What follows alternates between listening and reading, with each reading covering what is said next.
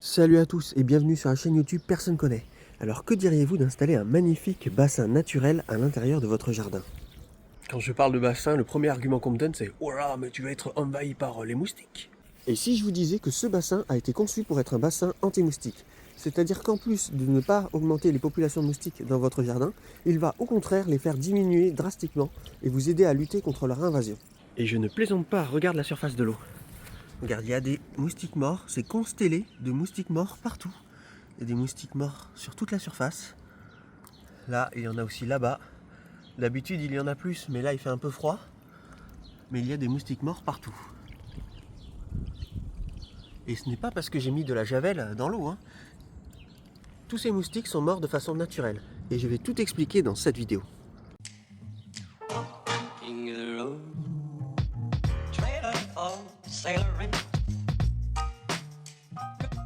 Petite devinette, regardez ce bassin. Regardez un peu toute la biodiversité qui s'y trouve et essayez de deviner depuis combien d'années il est là. Est-ce que ça fait 1 an? Est-ce que ça fait 2 ans? Est-ce que ça fait 3 ans? Regardez bien un peu toute la biodiversité. Eh bien écoutez, ça fait seulement que depuis 3 mois qu'il est là.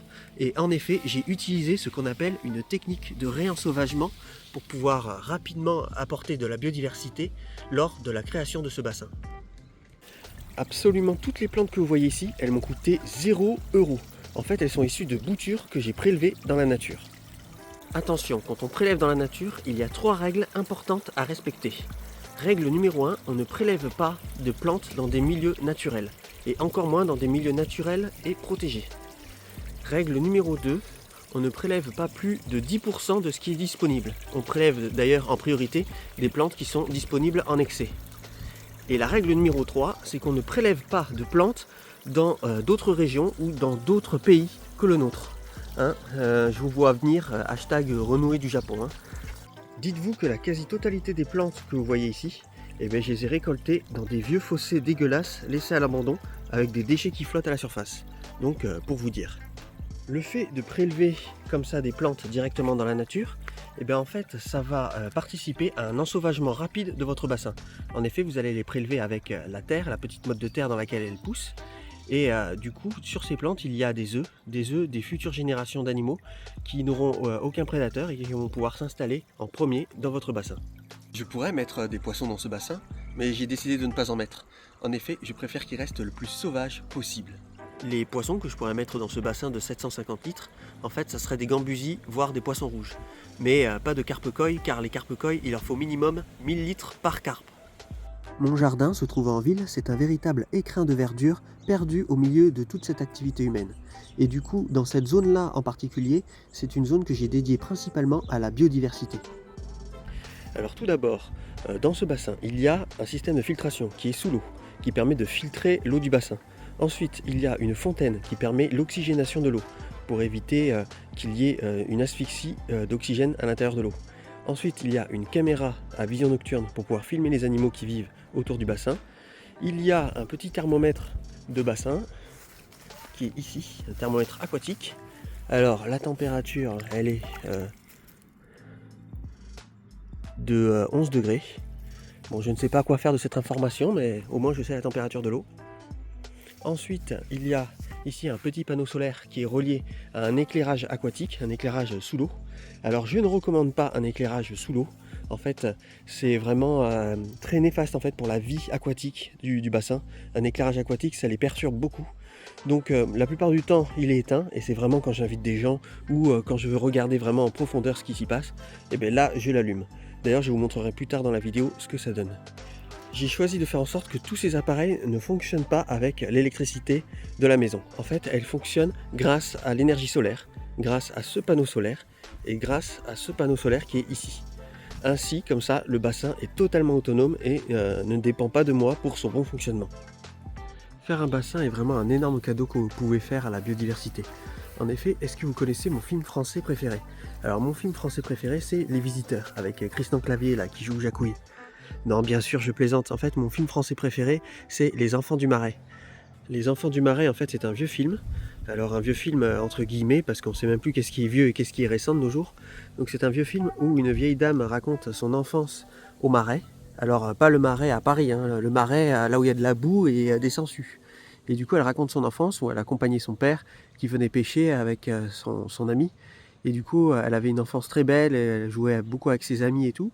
Et à la fin du film en fait on découvre que le marais c'est devenu un parking de supermarché. En fait ils ont asséché la zone et ils l'ont rendu stérile et ils ont construit un parking de supermarché par-dessus. Et en fait c'est parmi un des premiers films qui parlait d'écologie. Et ça m'a beaucoup touché et beaucoup ému. En fait, ça révèle vraiment une réalité de notre monde, c'est-à-dire qu'en fait, on a tendance à assécher les zones humides pour après faire plus d'espace pour pouvoir faire des cultures ou pour pouvoir construire. Et c'est vraiment dommage car on perd énormément de biodiversité dans cette démarche-là. Faire un bassin va vraiment permettre un pont pour la biodiversité, pour pouvoir s'installer dans votre jardin et donc va même être bénéfique pour votre potager et pour vos plantes car ça va inviter les prédateurs des principaux ravageurs du potager comme par exemple la limace ou le doryphore ou les strips. Ça va inviter ces prédateurs à s'installer et puis à vous aider à lutter contre les ravageurs qui détruisent votre potager.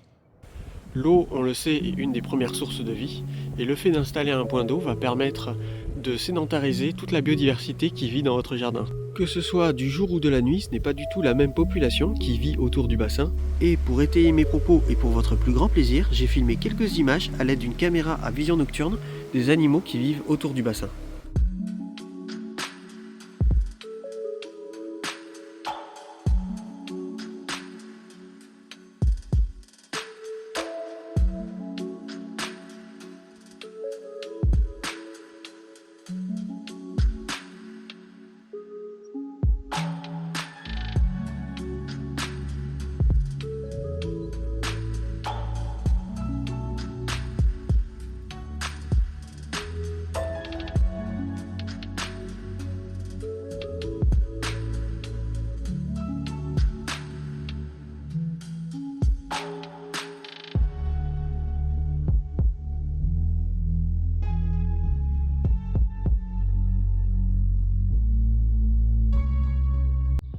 Alors, comment j'ai réalisé ce bassin? Alors tout d'abord, j'ai acheté un bassin préformé en coque dure de la marque Oase de 750 litres.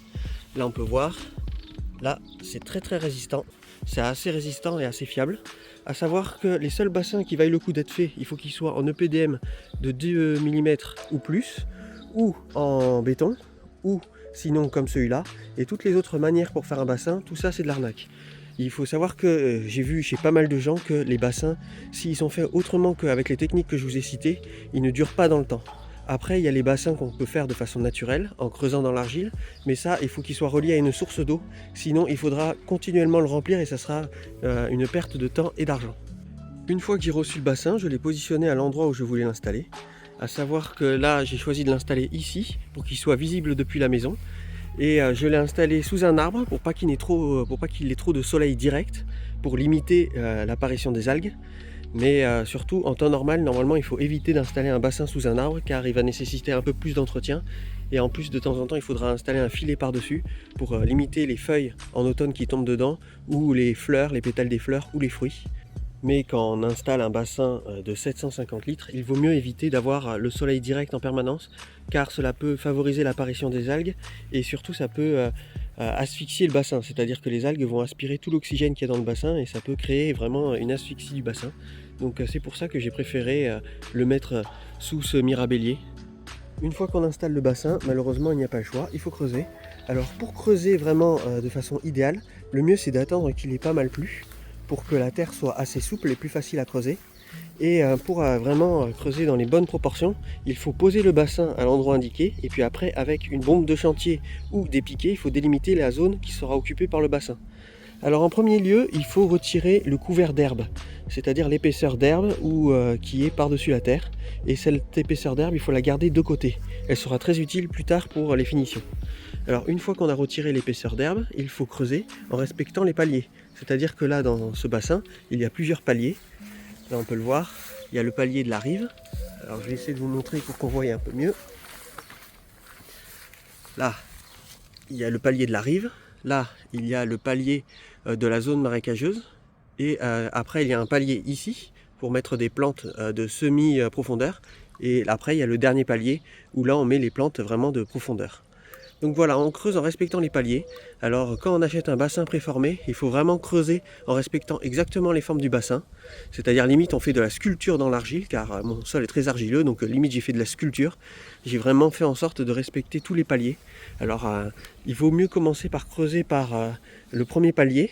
Alors on creuse d'abord le premier palier, après on creuse le palier suivant, puis après le suivant, et puis après le dernier palier. On le fait comme ça à la chaîne. Une fois qu'on a creusé le trou pour que le bassin puisse être installé, alors il faut vérifier en préinstallant le bassin, de vérifier qu'il soit bien à niveau. Ça c'est quelque chose que personne ne dit, c'est vraiment très important, il faut vraiment que le bassin soit parfaitement à niveau, sinon il va y avoir un côté qui va être un peu plus exposé que d'autres, et à savoir que le plastique ou n'importe quelle surface, quand elle est exposée au soleil, elle se dégrade beaucoup plus rapidement. Donc il faut vraiment faire en sorte que le bassin soit à niveau. Et une fois qu'on est sûr que le bassin soit à niveau, après on met du sable, on met une bonne couche de sable, à peu près 1 à 2 cm. Et après, une fois que le sable est installé sur les différents paliers, eh bien, on installe le bassin par-dessus le sable, en rajoutant du sable pour pouvoir ajuster le niveau. Une fois que le bassin est installé et bien mis à niveau, ce qu'il faut faire, c'est qu'il faut le pré-remplir. Alors on le pré-remplit à de moitié, et puis après on ajuste le niveau, parce que les niveaux du bassin vont se mettre à bouger avec la pression de l'eau, avec le substrat, avec les plantes. Le niveau du bassin va se mettre à bouger, donc il faut vraiment faire progressivement, c'est-à-dire d'abord mettre un peu d'eau, puis réajuster le niveau, puis rajouter de nouveau de l'eau, puis réajuster le niveau, et pour cela il faut se servir du sable qu'on va caler sous le bassin pour pouvoir vraiment augmenter la durée de vie du bassin. Et puis voilà, il faut vraiment que le niveau soit vraiment, c'est le plus important, il faut vraiment qu'il soit respecté. D'ailleurs, pour la mise en eau, je recommande de faire moitié eau de pluie et moitié eau du robinet, si c'est possible. Sinon, de l'eau du robinet, ça suffit, mais par contre, il va falloir attendre un petit peu le temps que le chlore s'évapore. Une fois que tout est fait, on remplit les rives. Là, les rives qui a tout le tour du bassin. Hop, on le remplit avec soit des graviers, soit de la pouzzolane. Alors il y en a qui disent que la pouzzolane c'est pas le plus idéal et que le mieux c'est du gravier. Moi j'ai préféré prendre de la pouzzolane et du coup ça va permettre de système de préfiltration. En effet, tous les débris qui vont tomber dans l'eau, avec le vent et avec les intempéries ou quoi, eh bien, ils vont finir sur les côtés, sur les rives, et après ils vont se dégrader dans le substrat. Et ça fera un substrat idéal pour le moment où on va planter les plantes. Et comme ça, elles trouveront tous les bons nutriments. Et en plus, les micro-organismes qui vivront dans cette zone-là, dans la zone des rives, eh bien, c'est ceux qui vont le plus traiter l'eau et le plus filtrer l'eau. Quand la mise à niveau et la mise en eau complète du bassin ont été finalisées, on récupère la couche herbeuse que je vous avais dit de mettre de côté plus tôt dans la vidéo, et on l'installe sur tous les pourtours du bassin pour cacher en fait la terre battue. Comme ça permet de faire un ensauvagement plus rapide du pourtour du bassin et de rajouter rapidement de la végétation. Ça va permettre de gagner beaucoup de temps sur l'ensauvagement du pourtour du bassin, le réenherbement. Ça va permettre de couvrir vraiment rapidement les zones comme ça qui sont en terre battue et qui sont autour du bassin. Une fois que la mise en eau est terminée et que les rives sont faites, et bien là je recommande d'attendre environ 1 à 2 semaines le temps que les paramètres physico-chimiques s'équilibrent à l'intérieur du bassin. Et pour finir, le moment le plus intéressant, ça va être l'aménagement. C'est-à-dire que là on va commencer à planter les plantes, on va aménager les pourtours du bassin, on va mettre des pierres. Alors je recommande de mettre des pierres parce que ça évite qu'il y ait des débris qui tombent dans le bassin, ça limite un peu et puis ça évite que des animaux tombent dans l'eau. Ou ça permet aussi d'alerter aussi les gens, parce que normalement dans la réglementation, si on a un gros bassin, il vaut mieux mettre une barrière de sécurité autour pour éviter qu'il y ait des enfants qui se noient. Mais si on a un petit bassin qui est peu profond et où les gens ont pied, ce n'est pas obligatoire. Et puis du coup les pierres ça permet d'alerter les gens qu'il y a un bassin à cet endroit-là et puis ça évite les accidents. En plus, ça rajoute de l'esthétisme car ça cache les rebords du bassin. À savoir que c'est très important de bien cacher les rebords du bassin car en fait les rayonnements ultraviolets ont tendance à dégrader les rebords du bassin qui sont en plastique ou en EPDM. Si vous avez choisi le plastique ou le PDM, il vaut mieux le préserver du soleil en cachant le plus possible les bords du bassin. À savoir que la végétation aussi va contribuer à bien cacher les bords, car c'est vraiment la première cause en fait de dégradation des bassins. C'est vraiment le soleil. Mais par contre, si vous avez un bassin en béton, là, vous n'avez vraiment aucun souci là-dessus. Au niveau de la zone peu profonde du bassin, je recommande de mettre un petit escalier ou une planche en pente douce pour éviter que des petits animaux puissent se noyer à l'intérieur de celui-ci. Ce que j'ai fait également, c'est que j'ai rajouté une branche là-bas pour que ça fasse un peu plus naturel. Et ici j'ai rajouté un petit ponton parce qu'en fait j'ai remarqué que les animaux adoraient venir voir dans le bassin et adoraient regarder l'eau. Donc comme ça ils ont un petit ponton pour avoir accès facilement à l'eau sans tomber. Et puis surtout j'ai surélevé ici le rebord de ce côté-là parce qu'en fait mon terrain est en pente, la pente monte vers là-haut. Et donc du coup pour éviter qu'il y ait plus d'objets qui tombent dans la direction de la pente, là j'ai surélevé un peu en créant vraiment une espèce de barrière pour vraiment limiter en fait les débris qui tombent à l'intérieur de l'eau du bassin. Ce que j'ai mis comme plante aquatique, alors tout d'abord j'ai mis des iris des marais. Alors là il y en a un qui est dans la zone marécageuse du bassin. J'en ai également sur les rives. J'ai mis également des roseaux. Voilà, des roseaux là, des roseaux là-bas qui sont également eux aussi sur la rive. J'ai mis aussi de la menthe aquatique qui est ici dans la zone marécageuse et j'en ai mis également sur la rive. Ensuite, les autres plantes, je ne sais pas du tout ce que c'est. Alors si vous connaissez les noms, n'hésitez pas à me dire dans les commentaires. Alors là, il y a cette plante-là, je ne sais pas ce que c'est, qui est un peu en semi-profondeur. Il n'y a que les feuilles qui ressortent. Ensuite, il y a cette plante flottante-là, qui était flottante là où je l'ai récupérée. Donc je l'ai mise ici. J'ai cette plante de rive-là, je ne sais pas ce que c'est, mais elle était sur la rive de là où je l'ai prélevée. Là, j'ai une plante flottante là-bas. Hop, je ne sais pas du tout ce que c'est non plus. Et voilà, c'est à peu près tout. J'ai aussi les plumeaux là, je sais pas, je connaissais le nom à un moment, mais j'ai oublié le nom. Et j'ai également cette plante là qui est une cousine du papyrus, qui est une plante sauvage, dont je ne connais pas le nom non plus. Maintenant vous commencez à me connaître, je vais vous donner toutes mes astuces pour faire énormément d'économies lors de la réalisation de votre bassin. Alors première astuce, déjà toutes les pierres, j'en ai acheté aucune. En fait, ce sont des pierres qui sont données gratuitement sur Le Bon Coin. Donc il suffit d'aller sur Le Bon Coin, de taper pierres, dons, et puis voilà, de regarder un peu toutes les annonces. Et il y a énormément de gens qui se débarrassent des pierres, qui se trouvent parfois dans leur jardin, ou qui se trouvent sur la zone où ils font des travaux. Donc ça permet de récupérer des pierres gratuitement. Ensuite, ce que j'ai fait, c'est que pour la pouzzolane qui est sur la rive du bassin et dans la zone marécageuse, j'ai utilisé de la pouzzolane qui n'est pas de la pouzzolane de bassin, mais de la pouzzolane de massif. Alors la grosse différence, outre que le prix, qui est une énorme différence entre la pouzzolane de bassin et celle de massif, c'est qu'en fait la pouzzolane de massif, elle n'a pas été rincée, contrairement à celle de bassin. Et du coup, cette pouzzolane-là, une fois qu'on l'a achetée, la pouzzolane de massif, il faut la rincer soi-même. Mais ça permet de faire énormément d'économies, voilà, sur l'installation des rives de votre bassin. Ensuite, pour la mise en eau du bassin, j'ai fait moitié eau du robinet et puis moitié eau de pluie grâce aux 2 récupérateurs d'eau que j'ai juste à côté. Si vous voulez faire comme moi et prendre une caméra à vision nocturne pour filmer tous les animaux qui s'approchent de votre bassin, alors moi, la caméra que j'utilise, c'est une caméra Xiaomi. Alors voilà, c'est une caméra qui fonctionne sur batterie. Et pour la recharger, il suffit de la déclipser et de la mettre à charger dans la maison. Franchement, c'est une caméra que je trouve assez intéressante parce qu'elle a un bon rapport qualité-prix. Il existe des caméras beaucoup plus chères équipées d'un panneau solaire et avec une meilleure qualité d'image. Mais pour moi, cette caméra me suffit. Surtout qu'elle est connectée au téléphone via le Wi-Fi. Et donc du coup, ça permet d'avoir des informations sur le bassin, même quand on part en vacances. Et puis surtout, ça permet d'enregistrer à chaque fois qu'un animal passe. Ça permet de l'enregistrer. J'ai positionné mon ponton. J'ai remarqué que les animaux aimaient bien passer par là. Donc j'ai mis un petit ponton juste ici. Et du coup, ils sont directement en ligne de mire pour être filmé.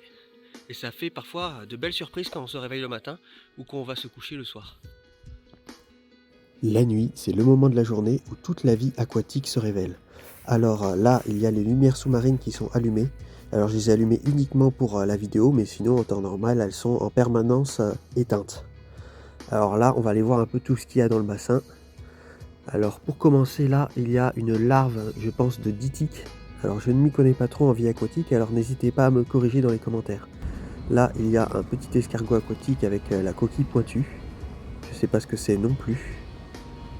Là, il y a un autre coquillage sur une feuille qui dort, qui a une forme différente. Là, ici, il y a un truc qui se dandine. Je pense que c'est un ver de vase. Et là, il y a un escargot aquatique. Je pense que c'est un escargot aquatique planorbe. Et là, il y a un petit scarabée qui plonge, un petit scarabée aquatique. Et ça, je pense que c'est un autre escargot de type planorbe.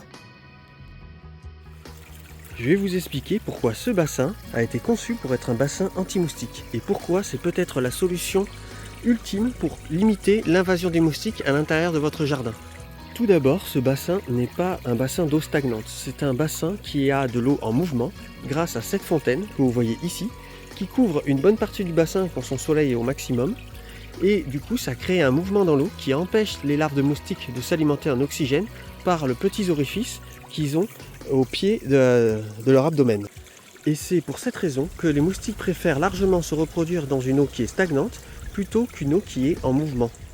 Quand le soleil se couche et que la fontaine cesse de fonctionner, tous les moustiques sont irrésistiblement attirés par ce bassin qui pense fait d'eau stagnante, mais une fois que les œufs auront éclos dans cette eau, la plupart des larves vont mourir d'asphyxie, ce qui transforme ce bassin en piège mortel pour les moustiques.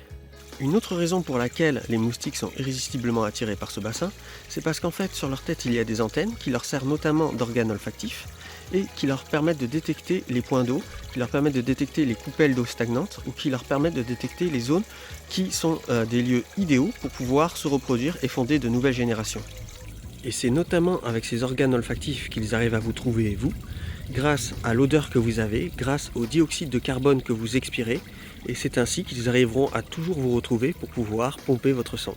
Du coup, les moustiques vont largement préférer se reproduire à l'intérieur de ce bassin plutôt que se reproduire dans les différents autres points d'eau du jardin, et c'est ainsi que fonctionne le deuxième piège mortel. Et je vais vous raconter une anecdote à ce sujet. À côté de Bordeaux, il y a une petite ville qui s'appelle Bruges, qui semble paisible par apparence. Mais c'est seulement une apparence, car une fois que l'été arrive, il y a de violentes altercations entre les différents habitants sur la page Facebook de la ville. En effet, les habitants de cette ville sont divisés en deux catégories. Ceux qui ont tellement de moustiques dans leur jardin qu'il leur est impossible de sortir, et ceux qui ont vraiment zéro moustique dans leur jardin et dans la rue. Et là vous allez me dire, mais comment cela est possible ? Si on regarde bien la topologie des lieux, on peut voir que des zones humides traversent une partie de la ville, et ces zones humides sont directement reliées au lac de Bordeaux-Lac. Et étrangement, ceux qui sont envahis par les moustiques, ce ne sont pas ceux qui habitent à côté des zones humides, mais c'est au contraire ceux qui habitent assez éloignés, ceux qui habitent dans les hauteurs de la ville, proches du centre-ville. Et je connais très bien cette ville car j'y ai habité quelque temps. Alors comment ça se fait que c'est ceux qui habitent loin des zones humides qui sont envahis par les moustiques et pas l'inverse ? Et bien en fait c'est très simple. Ceux qui habitent loin des zones humides n'ont aucun prédateur pour limiter la population de moustiques, contrairement à ceux qui habitent proches des zones humides. Du coup, ceux qui habitent proches des zones humides ne comprennent pas pourquoi ceux qui habitent dans le centre-ville se déchaînent à ce point contre les moustiques et réclament à corps et à cri une démoustication massive de la ville. Une démoustication massive qui est une très mauvaise idée d'ailleurs, car en plus d'être non écologique, a tendance à exterminer non seulement les moustiques mais aussi leurs prédateurs. Ce qui fait que quand les moustiques reviennent, ils se développent de façon exponentielle et le phénomène empire année après année. Et du coup, chaque année c'est la même chose. Il y a de violentes altercations sur cette petite page Facebook de cette petite ville entre ceux qui sont pour la démoustication et ceux qui sont contre la démoustication. Et ça peut se comprendre, car la ville, quand elle utilise ces produits chimiques et quand elle les pulvérise dans les rues, en fait elle recommande à tous les habitants de rentrer les animaux et de rentrer les enfants à l'intérieur des habitations pour éviter qu'ils se fassent intoxiquer. Et aussi de vider tout récipient d'eau et toute coupelle d'eau pouvant être contaminée par ces produits chimiques. En fait, tous ces produits chimiques démoustiquants qui sont de puissants insecticides fonctionnent dans l'instant où on les utilise, et encore, mais ce n'est pas une solution pérenne pour lutter efficacement contre les populations de moustiques. Ce que moi je vous propose, c'est de faire comme les habitants de Bruges qui habitent à côté des zones humides, c'est d'inviter dans votre jardin tous les prédateurs des moustiques, les pires qui soient, pour vous aider efficacement à lutter contre leur invasion. Et je vais vous en présenter quelques-uns. Parmi les pires prédateurs des moustiques, il y a le ditique, qui dévore énormément de larves de moustiques par jour, et qui en plus, sous la forme adulte, a la capacité de pouvoir voler, et donc une fois qu'il y en a implanté dans votre bassin, ils pourront occuper d'autres points d'eau insoupçonnés de votre jardin. Il y a l'araignée d'eau, qui lui a la capacité de transformer toute la surface d'eau de votre bassin en une véritable toile géante. En fait, il se déplace sur l'eau hyper rapidement grâce à un phénomène qui s'appelle la tension superficielle de l'eau, et en plus, il a la capacité du coup de transformer votre bassin en une véritable raquette électrique géante, car le moindre moustique qui osera se poser dessus se fera manger instantanément.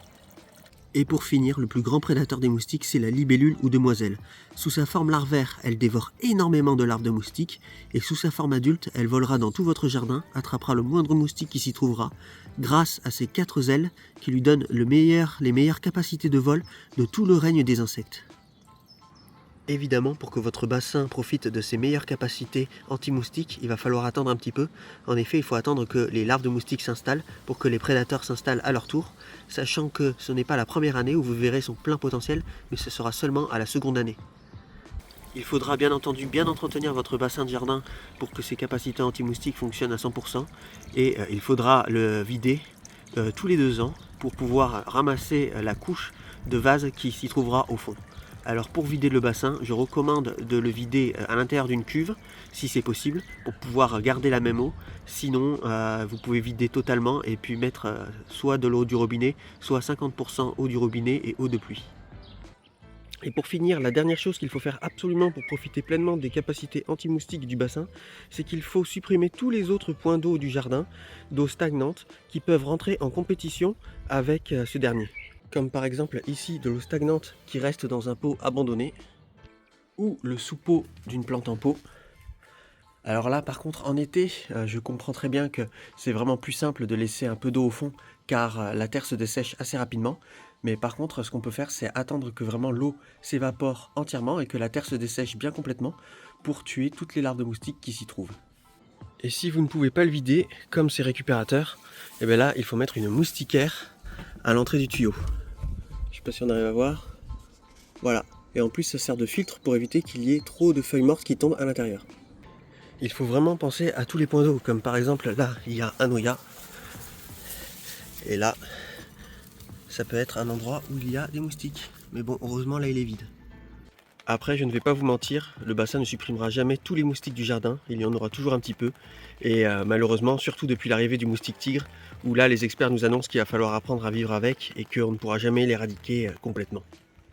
Un autre très gros avantage du bassin de jardin, c'est qu'il peut devenir une extension de votre potager, car il crée autour de lui un microclimat qui est propice à la pousse des plantes. En effet, lorsqu'il fait très chaud, l'eau s'évapore et arrose les feuillages des plantes aux alentours.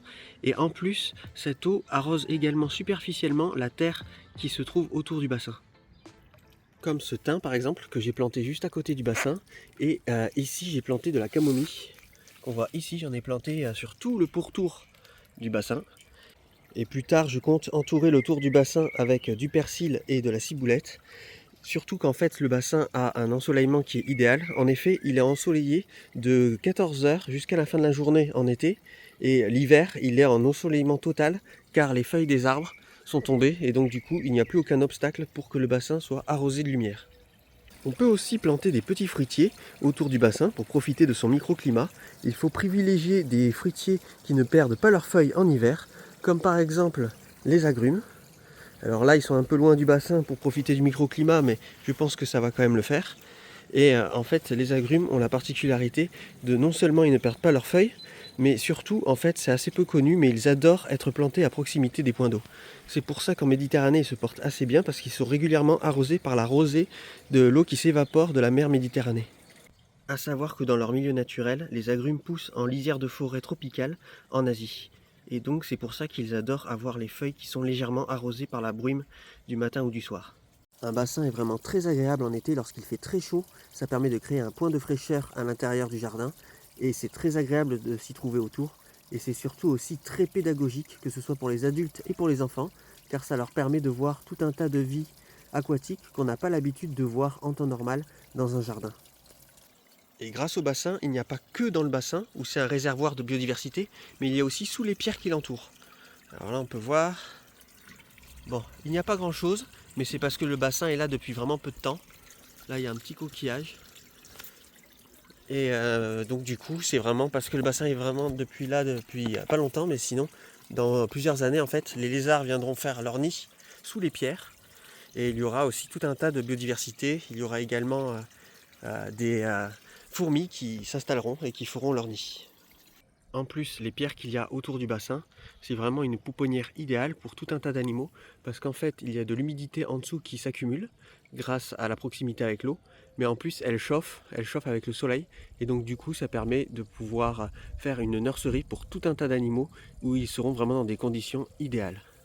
Bien entendu, je ferai un suivi complet de ce bassin pour voir toute son évolution sous plusieurs vidéos, et je le ferai sur cette chaîne YouTube, alors n'hésitez pas à vous abonner. Pour être honnête avec vous, je regrette un petit peu d'avoir pris ce bassin. En fait, avec du recul, j'aurais dû prendre exactement le même, mais en 2 fois plus grand. En fait, au début, quand j'ai vu les dimensions et que je voyais qu'il faisait un petit peu plus que la taille de mon lit, j'avais un peu peur, mais une fois qu'il est installé, en vérité, je me dis que ça aurait été un énorme kiff d'en avoir un beaucoup plus grand. Et peut-être que j'en mettrai un autre plus tard. En tout cas, c'est vraiment intéressant. C'est vraiment très sympa, aussi bien pour les petits, pour les grands et pour les très petits. Et puis aussi, ça peut être une réserve d'eau assez intéressante en cas de crise. Franchement, je recommande à 300%. C'est vraiment un très bon choix et j'espère vous avoir convaincu avec cette vidéo. Surtout si ça peut permettre de limiter un peu les moustiques. La biodiversité est un sujet qui me tient vachement à cœur. J'espère que la vidéo vous a plu. Si elle vous a plu, vous pouvez laisser un like, ça ne vous coûte rien et puis moi ça m'encourage à continuer. Et puis je vous dis à la prochaine, allez ciao!